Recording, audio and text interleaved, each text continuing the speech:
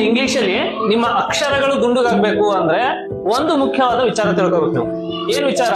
ಇದರಲ್ಲಿ 3 ರೀತಿ ಅಕ್ಷರಗಳು ಬರ್ತವೆ. ಎಷ್ಟು ರೀತಿ? 3 ರೀತಿ ಅಕ್ಷರಗಳು ಬರ್ತವೆ. ಮೇಲಿನ ಗೆರೆ ಮುಟ್ಟತಕ್ಕಂಥ ಅಕ್ಷರಗಳನ್ನ ನಾವೇನಂತೀವಿ?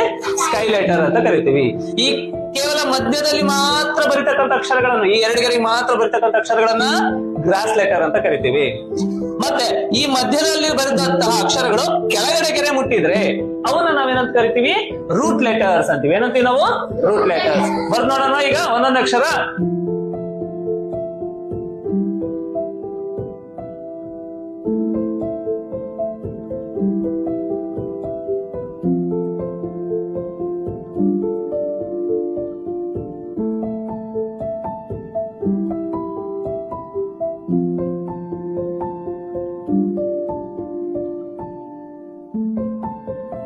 ಅರ್ಥ ಆಯ್ತಾ? ಅಕ್ಷರಗಳಲ್ಲಿ 3 ವಿಧಗಳು. ಇವನ್ ನೀವು ಕಲ್ತ್ಕೊಂಡ್ರೆ ನಿಮ್ಮ ಅಕ್ಷರ ದುಂಡಕ್ಕಾಗತ್ತೆ.